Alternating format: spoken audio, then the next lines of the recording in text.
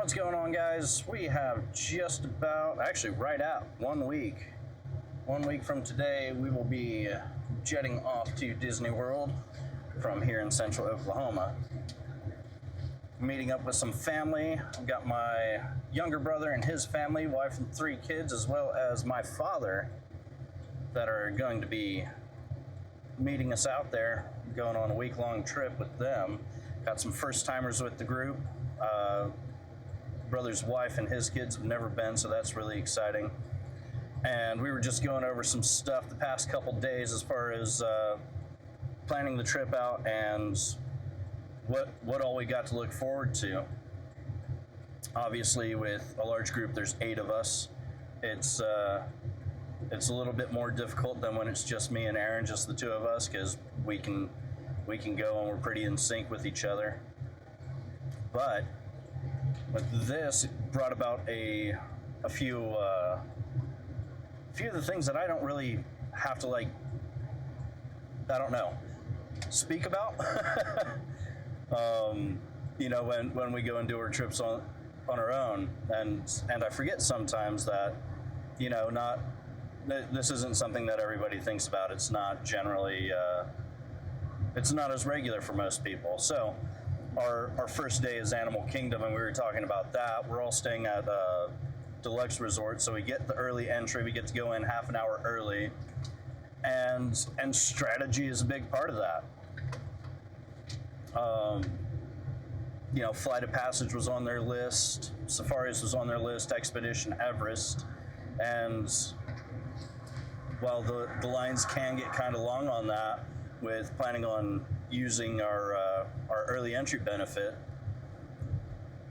knowing which ones to do and what order to do them really makes a huge difference in how the rest of the day is going to play out if you're trying to maximize your time there. They're just doing 4 parks, 1 park each day over the course of a week. So they really want to get the most out of their time when they're in each park. They're only going to each park once. So we were talking about Animal Kingdom, and once we had decided, yes, we're going to do early entry, we'll do midday breaks, and then come back in the evening and finish out the parks. First thing I said is, you got to have a plan at rope drop. As if you show up half an hour early from when the park's up and you show up at 7:30, it's going to take you a good amount of time just to get through those turnstiles. So if you plan on getting there half an hour before that early entry time, you're going to be way better off. The crowd won't be at its fever pitch. Not everyone's going to be trying to get through the gates, that sort of thing. Make sure you look for the turnstile that has the shorter line in it. A lot of times there will be 1 or 2 that are significantly shorter than the rest, and it's just because they're not the ones that people are looking at. Once you get in the park, that's when the real deal begins, so to speak. So I told them, here's what you really want to do. You got Flight of Passage on your list. You probably don't actually need Genie Plus for your Animal Kingdom day. Just rope drop, Flight of Passage, go jump in line first thing in the morning. Get that ride done. It's an awesome experience. You're going to love it.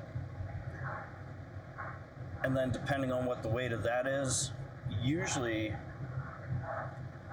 it jumps up to an hour pretty quick, especially when we're going. It's going to be middle of June. It's peak season. So we're expecting crowds, that sort of thing.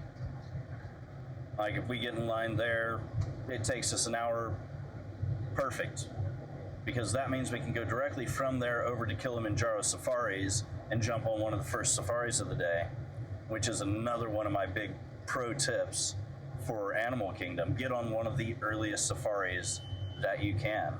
And the biggest reason for that is the animals on the safari are way more active early in the day, before the heat of the day hits them, that sort of thing. And they're looking for shade and just trying to stay cool and in the heat. They've also just woken up. They're getting their zoomies out, that sort of thing. A lot of times when you see those videos of the lions roaring in the safari, it's an early morning thing. As they've just woken up, they're getting out to their area, they're exploring around, seeing what all's out there, and then the trucks come through and, yeah, they say hello. Usually if you wait until late morning, midday, that sort of thing, the lions are doing what they do midday, is they're laying down for a nap. And while you can still see them, as they're rarely up and about that much, as you might get lucky and catch one of the ones where they're walking around looking for a new spot, that sort of thing. But early morning really is the best time to catch Kilimanjaro safaris and really elevate that experience for you and your travel group. After that, jump over to Everest. Everest usually isn't super busy earlier in the morning. You might catch up to a 25-30 minute wait, but usually it's still like 15 to 20 minutes on the higher end. I'm going to guess, since again it's mid-June, we're peak season for Disney World, we're probably going to be looking at a 30-minute wait by the time we get over there. I expect around 9-ish in the morning. But even still, that gives you plenty of time to experience the level of detail that the Imagineers put into that ride. Expedition Everest is one of my favorite all-time rides, and that's simply because the level of storytelling and details, physical details within the queue are incredible.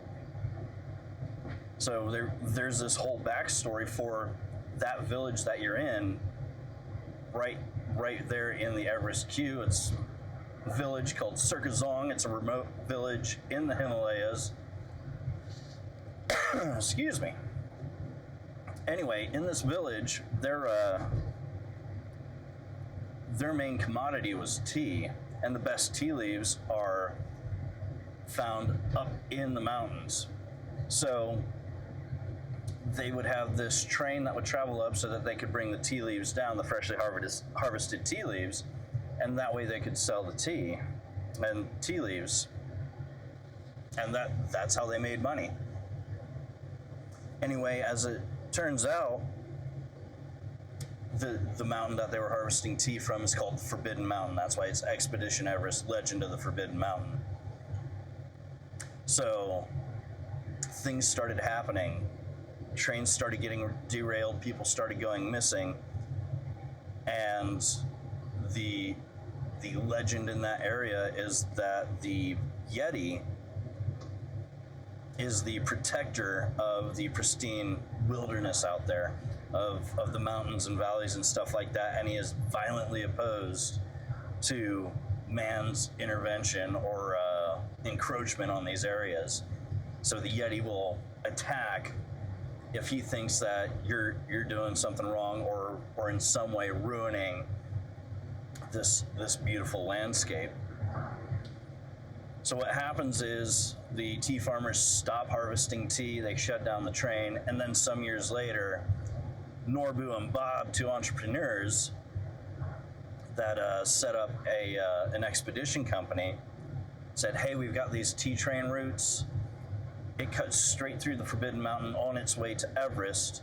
We can use this for our expeditions and cut days off of expedition parties' journeys by allowing them to take this train, this great shortcut that nobody's using. And when locals started telling them the legend of the Yeti and everything like that, they're like, Yeti schmetty. We don't believe in superstitions. We're going to go ahead and do this. It's going to be great. You guys will see. So they go through with that, and that is the ride of Expedition Everest, is you are taking this expeditionary train, this old tea train, through the Forbidden Mountain to get to Everest Base Camp.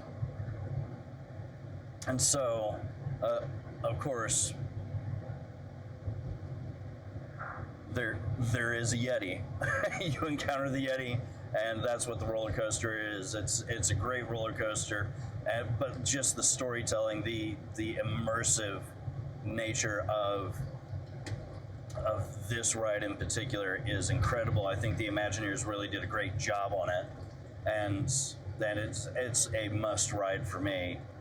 Almost every time we go. I think there's been one visit in my lifetime that I've gone to Animal Kingdom, and I haven't ridden Expedition Everest since it has opened. But anyway, those are the big ones, like your big ticket, your e-ticket items in Animal Kingdom at the moment. And that is my suggestion for a rope drop strategy. You can typically get all of these knocked out well before 11 o'clock in the morning, before midday hits. And the rest of it is pretty easy going. There's a lot of shows, there's a few smaller attractions, but none of them get the level of lines that you'll see, especially on Flight of Passage and Kilimanjaro safaris. If Navi River Journey is on your to-do list, throw that in as well. You may do Flight of Passage, Kilimanjaro safaris, and then Navi River Journey, just because that line can get up there pretty. It can have a pretty significant wait when you get to midday. But that's all I've got for now. I'm at work, and we'll catch you on the next one.